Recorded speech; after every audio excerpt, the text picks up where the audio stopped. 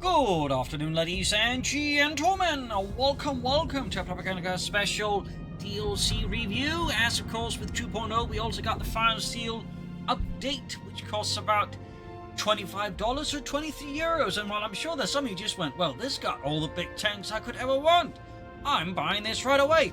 Obviously, this review is not for those people. This is more for those who are a bit like, well, Dane, but what if I am not absolutely utterly heads over heel in love with big tanks?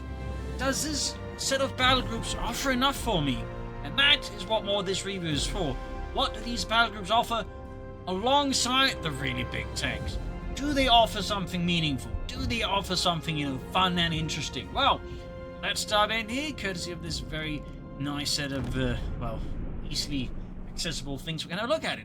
First up, we have the Heavy Weapons battle group from US. Also note the very lovely soundtrack. They actually added something more to the menu after 2 years.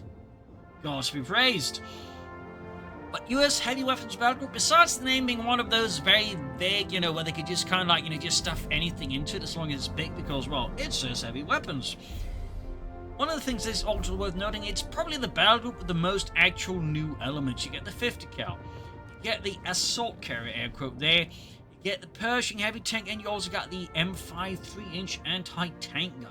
This is notably the most of any sort of new units any of the battle groups actually get. So that's a little aside out there. Besides the, big old Pershing and the 50 cal, the assault carriers, and the anti-tank, what does this battle group feature?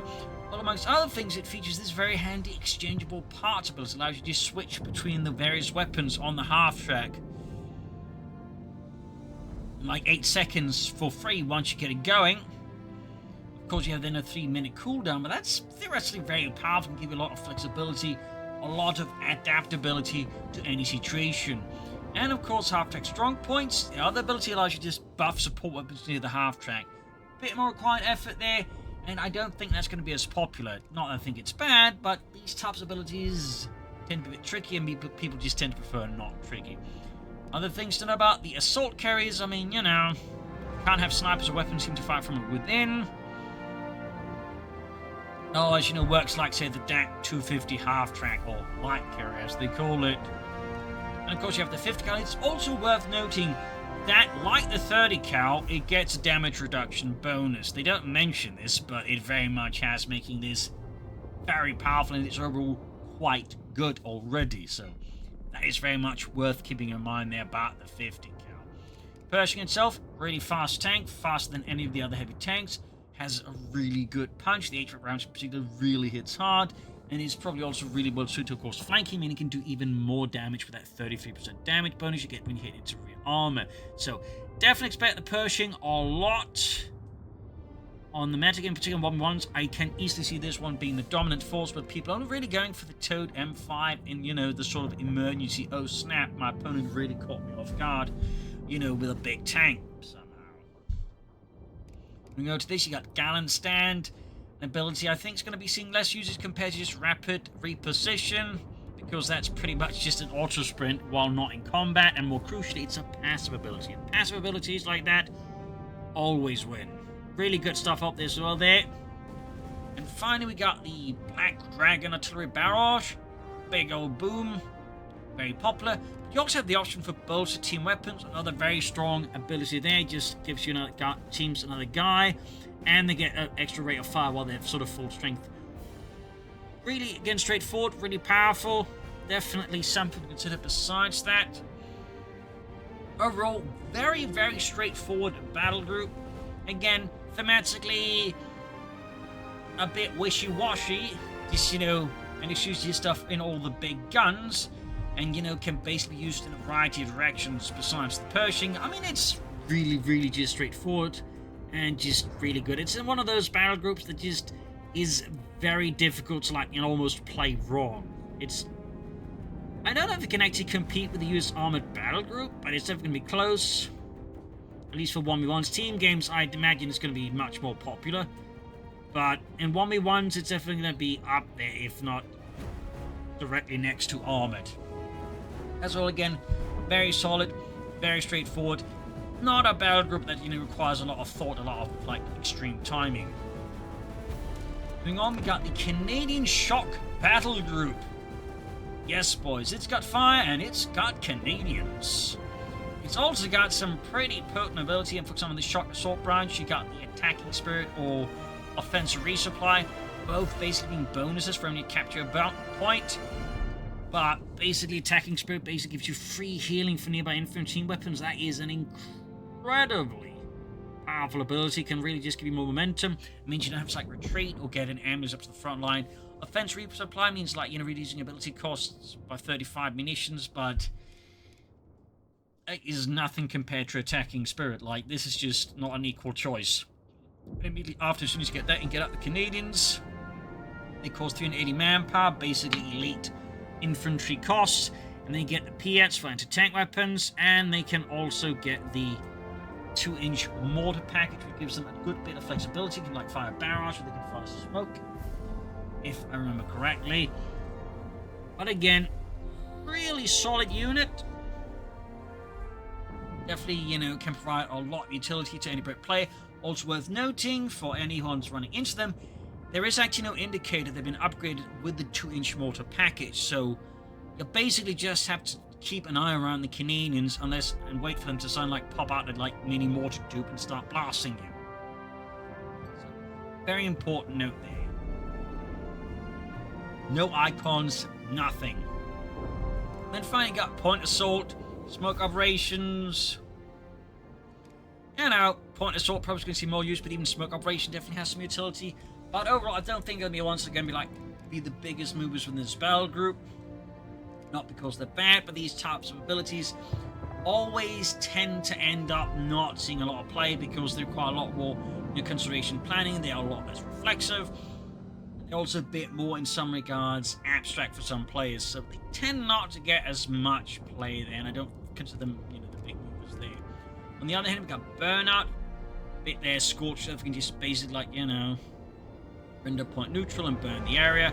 Not quite destroying the point, but, you know, it's got that Scorched Earth, you know, flavor. Or you can go for incendiary munitions, which basically means every grenade also deals incendiary damage, which basically means the grenade becomes even better. And at least for 1-1, that's going to be the primary pick there. Really good. Really, really good. I mean, already like Brits with attacking, you know, grenades are already good, and this just makes them so much better. You also get Pyrotechnics, very strong ability, basically just boosts all of the incendiaries. Again, passive abilities are insanely good, and particularly when they combine with something that's also really good. So, yeah. Fantastic stuff there. Really just, again, adds more to the British offensive element. Could also be used defensively. Just incredibly good. And finally, we end up with either the Crocodile, which can definitely just burn through stuff a lot, but also being a big tank. Or you can go for Demolition Engineers. That, it's worth noting, you have a lot of really strong elements there as well. But there's one thing that isn't discussed here, and that is they also get a 25% damage reduction bonus. Yes. That's really powerful. Also, I feel like they are going a bit hard on damage reduction bonus a bit much. Like, you know, get some. I mean, even CoH3 make use of it, but there's a part of me that feels like this is getting a bit excessive. Just me, maybe. But yeah. Still, overall, again, very strong battle group. A lot of, like, you know, just very simple to use passive abilities that just provide immense amounts of value or damage. Again, strong battle group, but not quite as many actually new units, just half of it, and effectively both can be found in the campaign, so not even really new assets. So, quick note there. Again, very strong though. Moving on to the German side, we got the Panzerjager Command Battle Group. Definitely a throwback to the old Tank Hunter, except you get an elephant instead of Yak Panther. It's also containing, you know, a bit of Scorched Earth, the ability to like lay down roadblocks. You get some minefields, including the S-minefields and Regal mines, which is also a bit reminiscent of it. At least for the anti-tank mines. If I remember correctly, you got defensive position, which basically means combined arms can trigger when in cover. That's a really strong ability. If you use enough Panzer Grenadiers or Panzer Pioneers. Then go for early warning. That's okay. And you also get the butterfly bombs. You can mess up things as vehicles. Again, return to the Luftwaffe battle from CoH3, you know, Luftwaffe doctrine. So already here we got like a variety of just various, you know, CoH3 doctrines just being mashed into the same thing. You get tank busters, basically Panzerjager for your Panzerjagers. You get grenade assaults, which the grenade assault itself is kind of a throwback to the CoH3 Soviet's anti-tank grenade assault. So again, there's sort of a mixing in. There are now 4 various things into this one Panzerjager Command battle group. Grenade Buchse upgrade there, and also increase the penetration of all of them as well there. It's like, honestly, kind of low-key bastard. I mean, it wasn't because it was like, you know, keyed up with tank busters. I mean, even then, it might just be honestly too good. I wouldn't be surprised if it's not being nerfed. Like, just, they buffed the anti-tank of the grenade launchers already. And then just giving them free ones in a vehicle. And also buffing all the grenade launchers. Definitely feels like they're playing a bit dangerous again. Crew shock tactics basically means you can just designate units like an anti-tank unit or a tank to just inflict crew shock criticals, a bit like, you know, they're being hit with an anti-tank grenade or something like that. So that definitely has potential to be a bit tricky, but at the same time, it's one of those where you need to micromanage more, and that definitely has a risk of just meaning it's not going to be quite as practical for a lot of players.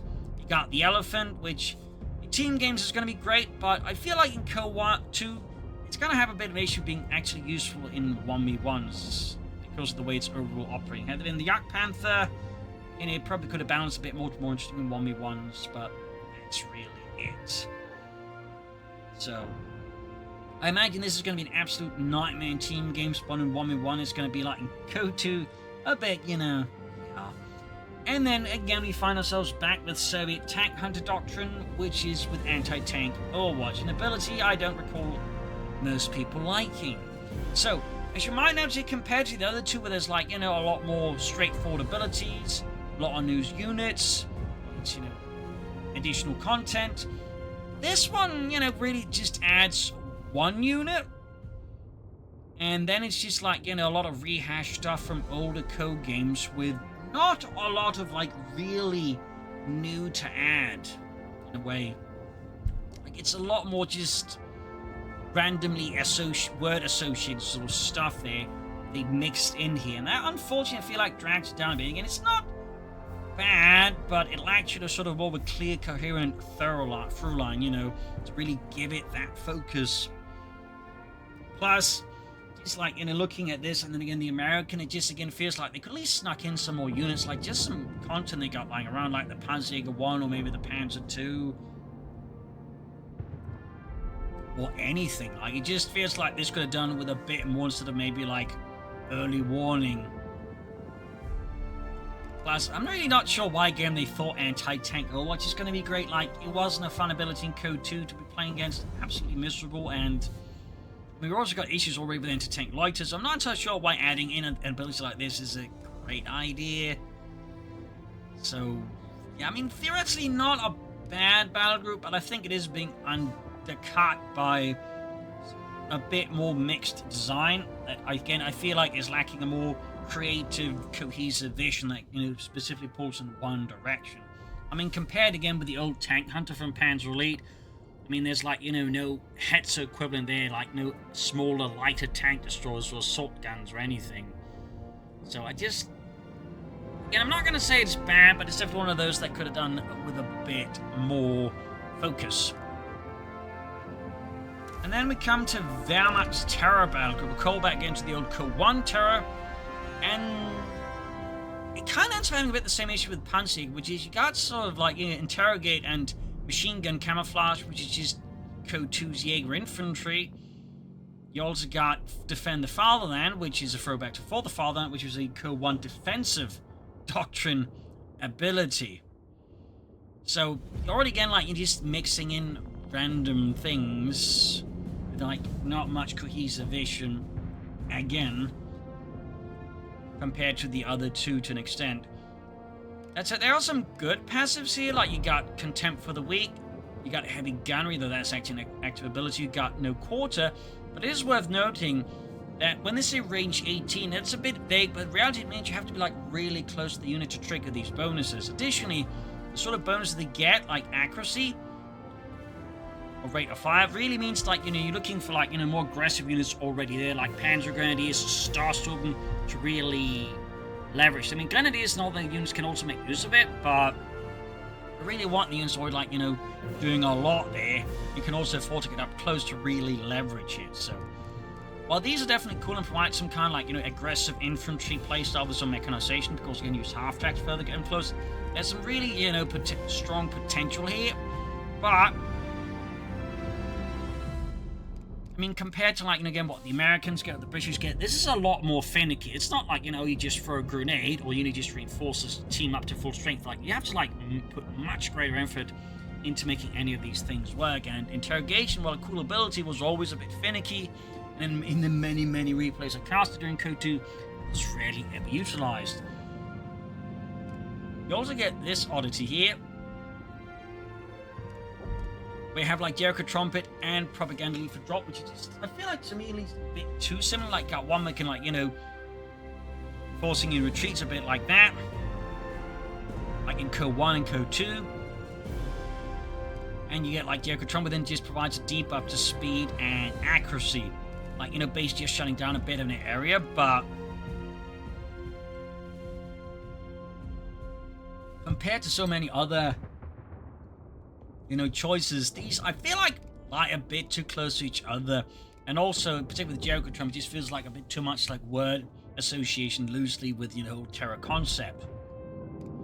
Like, the only thing it really just feels like the old Terror is V1 Rocket Strike and the King Tiger. King Tiger calls big, slow, and also has a fuel debuff to your income, bit like the old one in CoH1 actually had an income debuff to your manpower.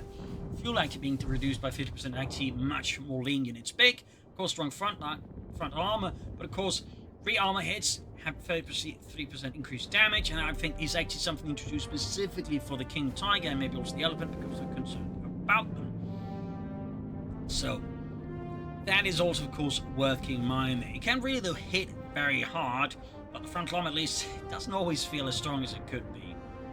But again, flanked, and again, it becomes very easy prey there, particularly if you get a lot of guns or just the Persian behind it. So again, bit like the Panzerjager, though, overall, not bad. There's some cool potential gameplay, but it still, as a whole, compared to the Allied ones, feels a lot more finicky, and there's not really a lot of, like, again, new units. Like, they're not, in a sense, also here, it's not like they really tried to, like, reach beyond what was, like, the original Terror Battle, which I feel like was, honestly, would have been a very easy, because that was really just the King Tiger and the V1, you know, doctrine most of the time. So in that sense, like, as a whole, not bad at all. I mean, there's some cool ideas here and some cool stuff, but at least for the Axis, there's also a lot of recycling going on here, which is a bit more unfortunate.